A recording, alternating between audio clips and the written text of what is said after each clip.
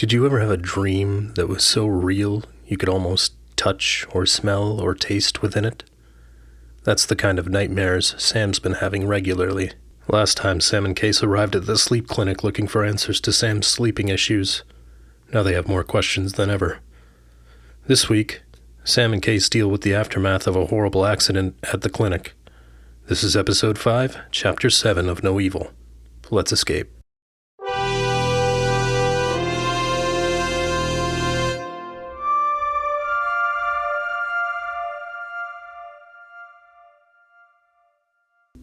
Sam had told the officer everything he knew. He went to sleep, had a bad dream, thought he heard someone shout, and the next thing he knew, the place was full of smoke. He'd untangled himself from the festoon of wires, rushed to the door, and found the hallways thick with billowing blue. The place seemed deserted, and he rushed to the front door, getting there just as Runnels had returned with a bag full of takeout Chinese food. That's it. The officer didn't say much, just wrote down everything he had to say, nodded, and said they'd be in touch and left. Sam sat back on the bed and started to collect his clothes. His wallet, phone, and keys jingled together as he pulled on his pants. The sound seemed distant to him. "You okay?" Case said from the doorway. "I wish I could say I was, Case," Sam said, not looking up. He finished dressing himself and they walked out to the waiting room. The officers were speaking with Runnels. Sam didn't hear everything they said, but it centered around the building's security cameras. "How is that possible?" said Runnels. "We're working on it. Best guess is some sort of electrical surge at this point, but we won't know for sure until we have an electrician scope out the place." "But how could the cameras not see anything?" He shook his head, apologized, and the pair of officers left the building. Runnels, looking less in shock and angrier, walked over to Sam and Case. "It doesn't make any sense," she scoffed. "Well, like they said, it's probably a electrical problem, Krista," Case offered. "A surge could have knocked out all your cameras, and basically everything was fried in the control room. Surveillance tapes aren't going to survive that." "Surveillance tapes?" "Show your age there, Case. That's what I was trying to tell them. There aren't any tapes. The security cameras are connected wirelessly, and they stream constantly to the cloud. Anything that happens in here, I can see from anywhere. It's all recorded there." She seemed to be working it out in her mind, and Sam finally realized what was bothering her. She pulled out her phone, opened an app, and scrolled through a video showing Sam and Case arriving. She scrolled to a point after she and Case left the control room. "Do you see?" She looked at Sam and back to Case. "Look." There were a number of cameras to choose from, but this one showed a wide angle of the control room. Deb was typing. She stopped, looked around, and then took the case off of her phone. "What's she doing?" Sam said. "No, not that. Said Runnels. Look here."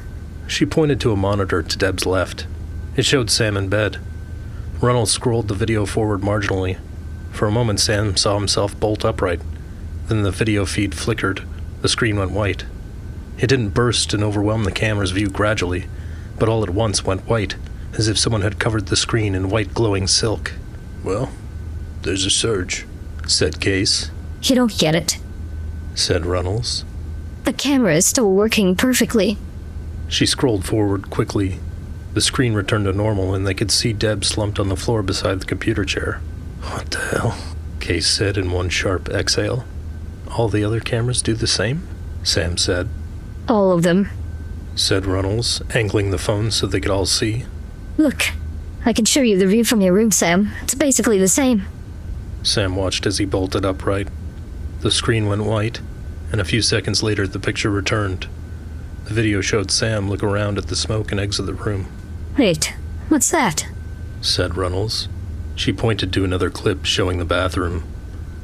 The room was dark, save for a few small emergency lights activated when the fire alarm went off, but the cameras were equipped with night vision. The hair on Sam's arms and neck bristled when he saw it. The bathroom door was open wide, and half of the vanity mirror was visible. There was something reflecting in the mirror, and it swayed back and forth. There wasn't much detail on the screen, but they all saw it rocking gently. "Yeah, what the hell is that?" Case said, leaning forward to get a better look. "Looks like someone's shadow." All at once the shadow stopped moving. Then it lurched forward toward the mirror and seemed to ripple it like water. A wind from nowhere rushed from the bathroom and down the hall. Runnels followed it to Sam's room. It displaced the thick smoke like a tire through a puddle, making a trail toward the open door. The cameras stopped recording. All three of them looked down the empty hallway and exchanged looks of disbelief. Sam promptly wrapped his arms around himself, realizing he was shivering. He could see his breath. The doors were all open. Ugh, the doors are all open, he said, finally breaking the staggering silence. I ran to the front and propped the door open. Tear out the smoke. That's right, Nodded Runnels. Right. There's probably a draft, Case added. and I shut the breakers off in the control room. That's why the camera stopped working. It occurred to Sam that they were all acting foolish, prepared to accept a ludicrous lie rather than embrace an unexplainable truth. The look in Runnels' eyes seemed to show a willingness to sweep away the truth and tuck it back into the closet with her childhood nightmares. What was the truth anyway? Sam didn't know. All he knew was, it was something else. He brushed the thought away like a nuisance fly. Ignorance was a better notion at this point. What could he do about a shadow and a gust of wind, and the eyes? He had forgotten. Case had said his eyes were glowing red. What the hell that meant for Sam, he didn't know. He didn't want to know. A few hours earlier, Sam would have thought it was Case who was the addict, but now his skin was crawling. Maybe I'll never sleep again. Sam remembered the 80s movies where all the promiscuous teens would get slain by a killer in a shitty Christmas sweater. I need a coffee, Sam announced. Both Runnels and Case declined Sam's offer to buy. Runnels stayed behind, yelling into the phone and sobbing intermittently. Sam and Case walked to the nearest coffee shop, picked up a couple of cups, and headed back to Sam's apartment. For a long time they didn't say anything, just sat there sipping coffee and flicking through channels. So, how do you and the doctor know each other? Sam said. She started out in the same field. We went to school together. You guys seem pretty tight. Yeah, said Case. Then he furrowed his brow. Not really, no. Case looked somewhat regretful at this topic. He looked at his cup, swirled the small remainder of his coffee, and gulped it down. I asked her out a long time ago, but she turned me down, said we were just friends. That was the end of that. Then I met Marina. A huge grin spread across his face. Sam had seen it plenty of times when Case spoke of Marina. He knew Case loved her, and in the past reveled vicariously in that love. Sam was the third wheel, but it never seemed like a bad thing to him. They were a pleasant couple to be around, always including him, always laughing, seemingly anyway. Sam couldn't say that about any of his own relationships.